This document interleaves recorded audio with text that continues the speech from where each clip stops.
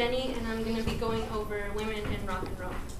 So, here we have Debbie Harry and Joan Jett, Brody Dahl and Kathleen Hanna, Wanda Jackson and Patti Smith. Now, what do these girls all have in common? The ability to rock out with their things out, their talent, that is. Rock and roll music, we've all heard of it, right? So, generally when you ask someone who their favorite rock and roll band is, they'll say something like the Beatles or Pink Floyd or the Rolling Stones. Now these are all great bands, but there seems to be a lack of acknowledgement and support for the creative women of rock and roll. So,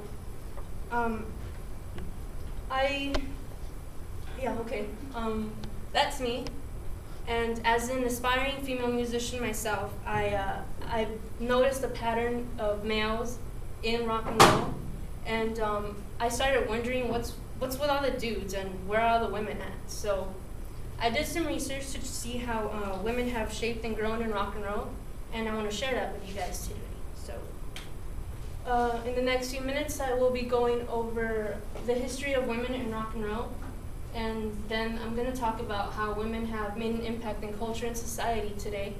And lastly, I'm going to be talking about the Rider movement in the 1990s. So, where does it come from? Rock and roll originated and emerged in the U.S. during the late 1940s through the early 1950s. It was considered, or still is, considered the devil's music, usually by Christians and religious fundamentalists. Back then in the 50s, it was believed that people who were to listen to this music, they were going to be all sexual and do sexual activities and stuff. Then when the 60s came around, they thought drugs would join into that sexual stuff that was going on. And at that time, when rock and roll began, it was popularized by African Americans. For example, Sister Rosetta Tharpe was an African American, and she was one of the first women to start rocking out, playing her songs, and she was considered the original Soul Sister. So maybe Train is singing about her in that Soul Sister song. I don't know. Early stages of rock and roll is known as rockabilly. All they did is they took a little country music, put some pop in, and they dressed it up with soul. These are words sung by the legend herself, Miss Wanda Jackson. She is considered one of the queens of rockabilly, alongside with Janice Martin to the left, Lori Collins in the middle, and Brenda Lee. So Beth Harrington, an independent producer, director, and writer, said in an interview with PBS.org regarding her film Welcome to the Club that their vocal styles sounded like unladylike hiccups, growls, and moans. See, at that time in the 50s, there was lots of resistance towards women singing like that. They were people thought of them to be singing in cabarets or singing as background singers. So now that you know a little bit of that, of the history, let's take a look at how they've impacted society and culture.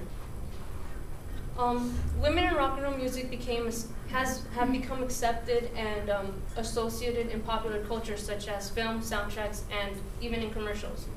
For example, Pray for Rock and Roll is a film that's about this chick that starts a rock and roll band and wants to, her struggles making it into Hollywood. And then for the movie, The Runaways, the Runaways have the majority songs on the soundtrack, so there's that.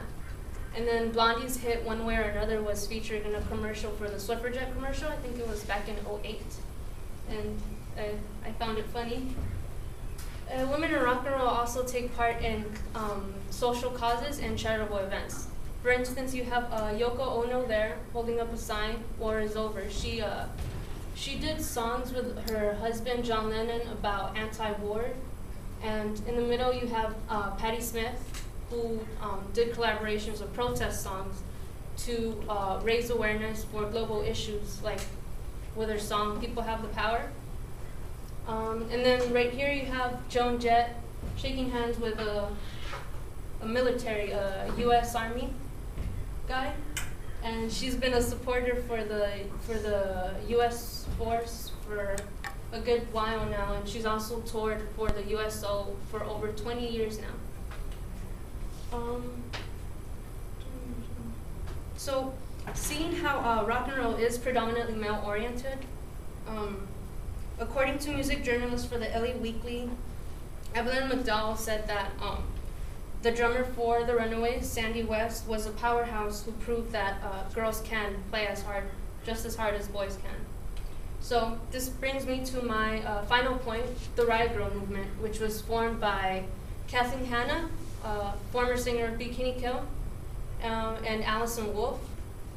It started off in Olympia, Washington, and Portland, Oregon in 1990.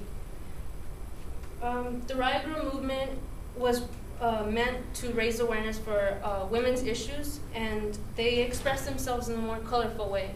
They used music and independent media like zines to get their point across to the public.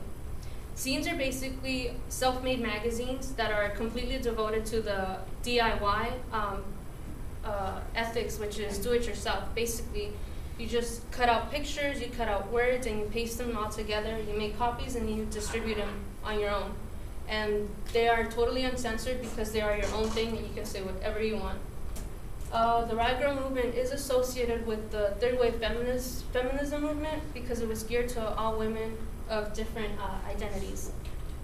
Now, Marissa Meltzer, writer for the book Girl Power, The 90s Revolution in Music, stated that the Riot Girl movement exploded onto the underground music scene.